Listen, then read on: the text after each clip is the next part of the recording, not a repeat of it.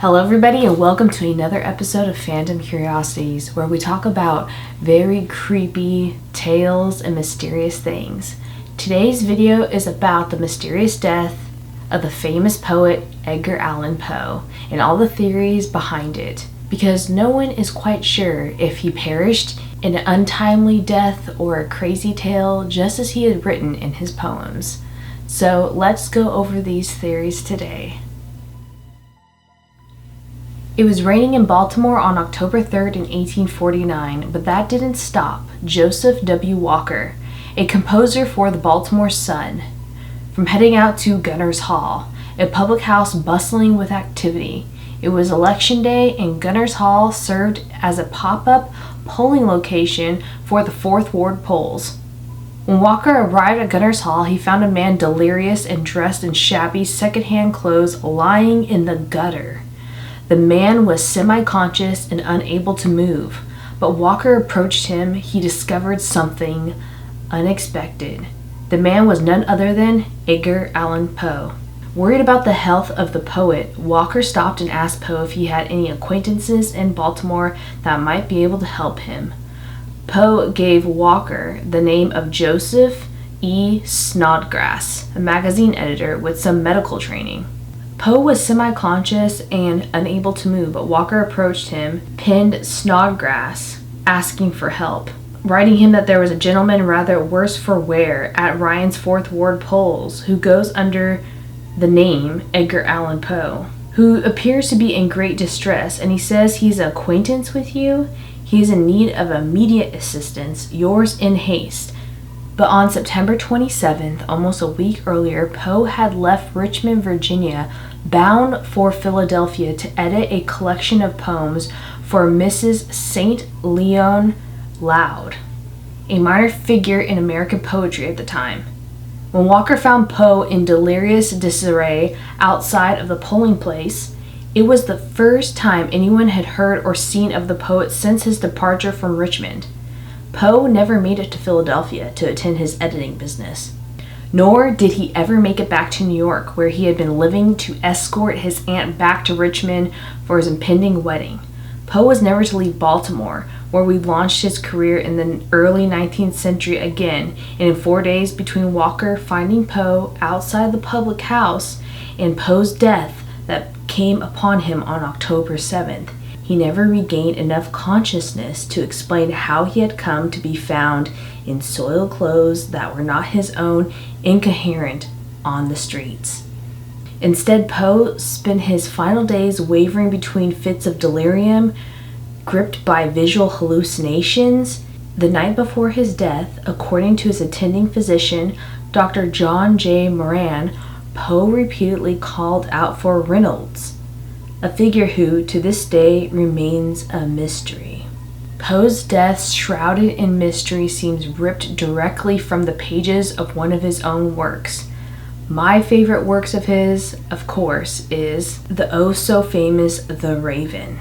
Some other works that were very famous of his was To Helen, Ulamu, A Dream Within a Dream, The Bells, El Dorado, The Haunted Place, and The City in the Sea, to name a few. He had spent years crafting a careful image of a man inspired by adventure and fascinating with enigmas, a poet, a detective, an author, a world traveler who fought in the Greek War of Independence and was held prisoner in Russia.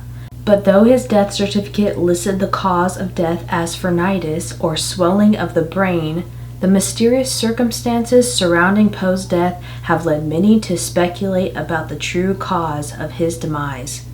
Maybe it's fitting that since he invented the detective story, says Chris Simter, curator of the Poe Museum in Richmond, Virginia, he left us with a real-life mystery. One of the very popular theories and ideas that led to Poe's death would be beating. In 1867, one of the first theories to deviate from either phrenitis or alcohol was published by biographer E. Oak Smith, Autobiographic Notes, Edgar Allan Poe. At the instigation of a woman, Smith writes, who considers herself injured by him. He was cruelly beaten blow upon blow by a ruffian who knew of no better mode of avenging supposed injuries. It is well known that a brain fever followed. Other accounts also mentioned ruffians who had beaten Poe senseless before his death. As Eugene Didier wrote in his 1872 article on the grave of Poe, that while in Baltimore, Poe ran into some friends from West Point who prevailed upon him to join them for drinks. But Poe was unable to handle his liquor because he was madly drunk after a single glass of champagne. Sounds like he can't handle his alcohol, because after which he left his friends to wander the streets. In his drunken state, he was robbed and beaten by ruffians and left insensible in the street all night. Others believe that Poe fell victim to a practice known as cooping, a method of voter fraud practiced by gangs in the 19th century where an unsuspecting victim would be kidnapped, disguised, and forced to vote for a specific candidate multiple times under multiple disguised identities. Voter fraud was extremely common in Baltimore around the mid-1800s, and the polling site where Walker found the disheveled Poe was a known place that coopers brought their victims. The fact that Poe was found delirious on Election Day then is no coincidence. Over the years, the cooping theory has come to be one of the most widely accepted explanations for Poe's strange demeanor before his death. Before Prohibition, voters were given alcohol after voting as some sort of reward. Had Poe been forced to vote multiple times in a cooping scheme, that might explain his semi-conscious and ragged state. Around the 1870s, Poe's biographer J.H. Ingram received several letters that blamed Poe's death on a cooping scheme. A letter from William Han Brown, a member of the faculty at Johns Hopkins, explains that the general belief here is that Poe was seized by one of these gangs. His death happening just at election time, an election for sheriff took place on October 4th. Cooped, stupefied with liquor, dragged out and voted, and then turned adrift to die. A lot of ideas that have come up over the years have centered around the fact that Poe couldn't handle his alcohol. It has been documented that after a glass of wine, he was staggering drunk. His sister had the same problem, and it seems something hereditary in their family.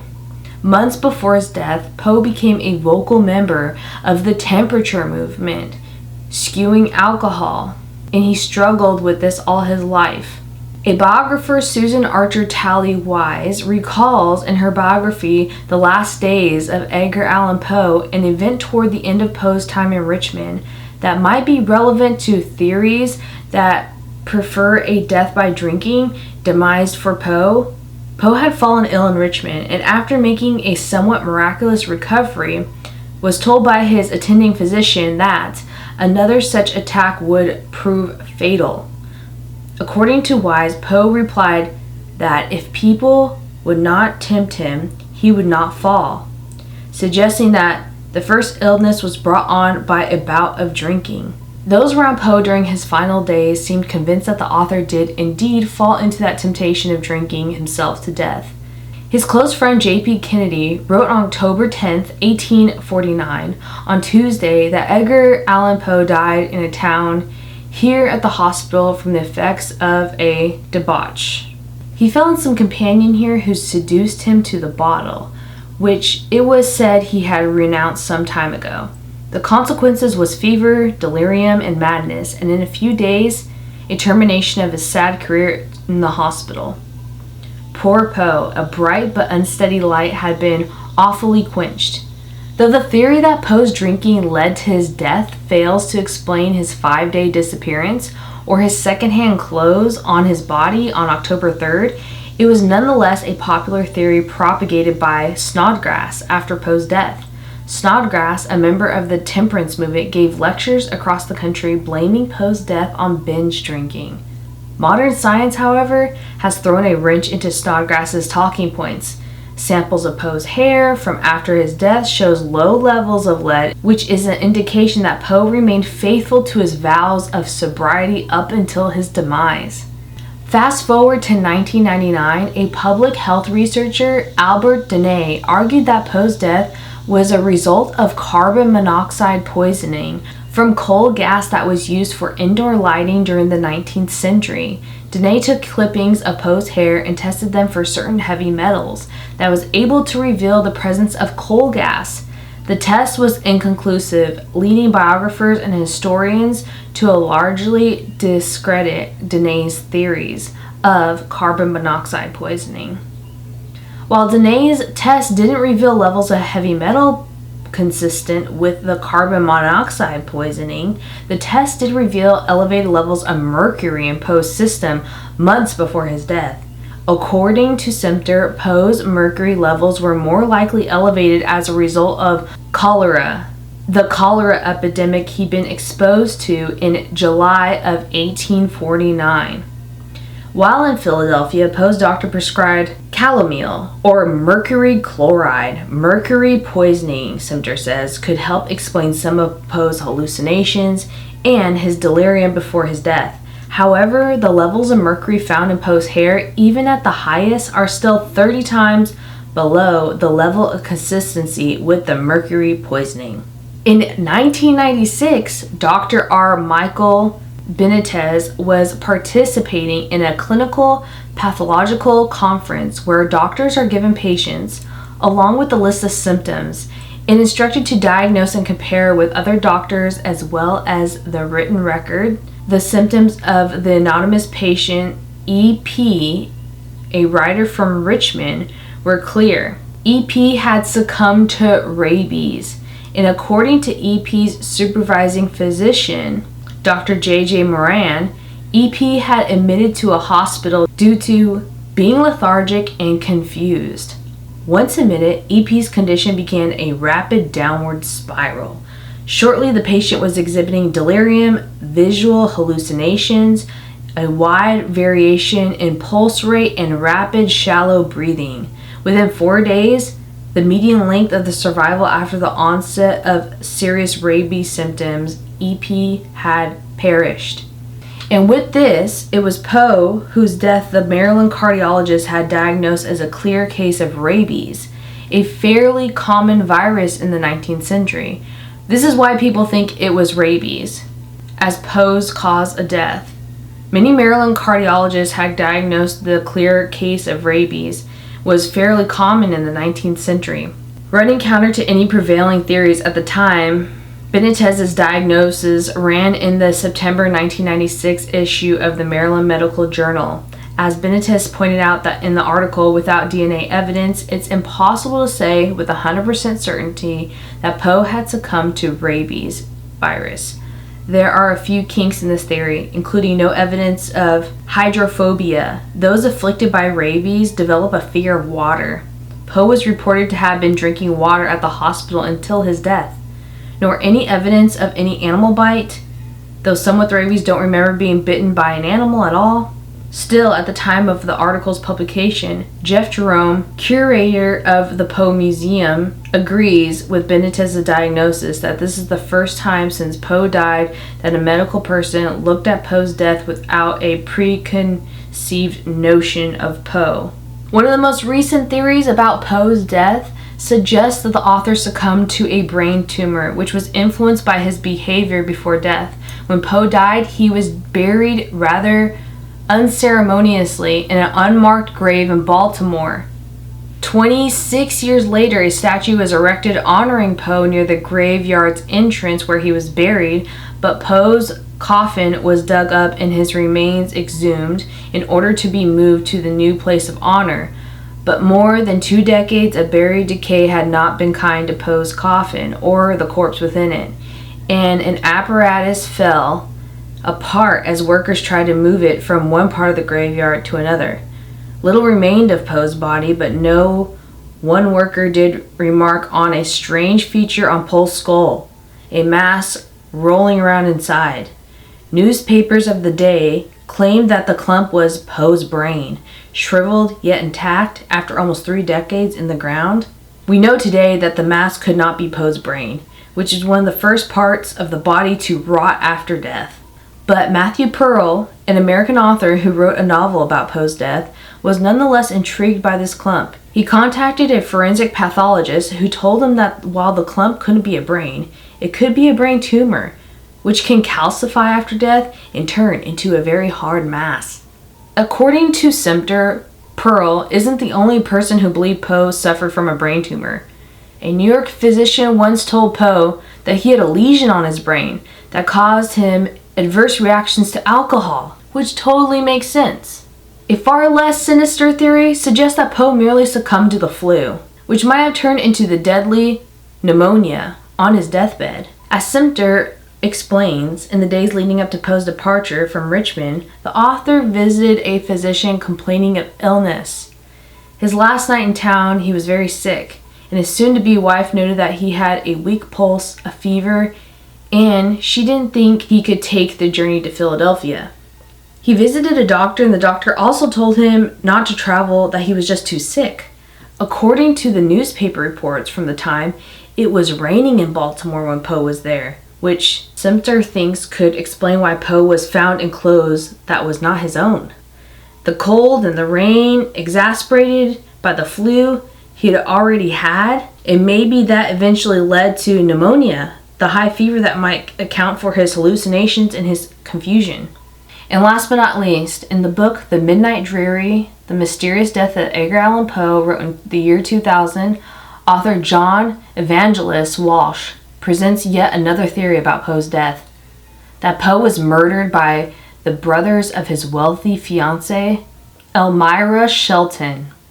Using evidence from newspapers, letters, and memoirs, Walsh argues that Poe actually made it to Philadelphia, where he was ambushed by Shelton's three brothers, who warned Poe against marrying their sister. Frightened by the experience, Poe disguised himself in new clothes, accounting for, in Walsh's mind, his second-hand clothing, and hid in Philadelphia for nearly a week, before heading back to Richmond to marry Shelton. Shelton's brothers intercepted Poe in Baltimore, beat him, and forced him to drink whiskey, which they knew would send Poe into a deathly sickness. Walsh's theory has gained little traction among Poe historians or book reviewers. Edwin J. Barton, in a review for the journal American Literature, called Walsh's story only plausible, not wholly persuasive. Midnight Dreary is interesting and entertaining, he concluded, but its value to literary scholars is limited. For Sumter and for many people, however, none of these theories fully explain Poe's curious demise. They never been completely convinced of any one theory and believe Poe's cause of death results from a combination of factors. His attending physician is the best source of evidence. If he recorded on the mortality schedule that Poe died of phrenitis, Poe was most likely suffering from encephalitis, either of which might explain his mysterious symptoms. And those are the very interesting theories on the passing of Edgar Allan Poe. Leave a comment down below on what you think happened. Do you believe in any of these theories? I definitely think he was sick, not with rabies, before all this happened. I think the evidence of the hard object when they moved his body from the grave was a definite indicator that maybe he did have something wrong with his brain. Maybe it was a tumor or something that calcified. So maybe we can only think about his doctor's records, but that's just what I think. Let me know what you think. Thank you again so much for watching Phantom Curiosities. I hope you guys enjoyed. Like this video if you want to see more. We do 2 videos a week every Monday and Friday on this channel. Not only doing creepy tales like this with effects, makeups, or body paintings, but beauty makeups as well. I hope to see you again, and sweet dreams. Good night. Bye.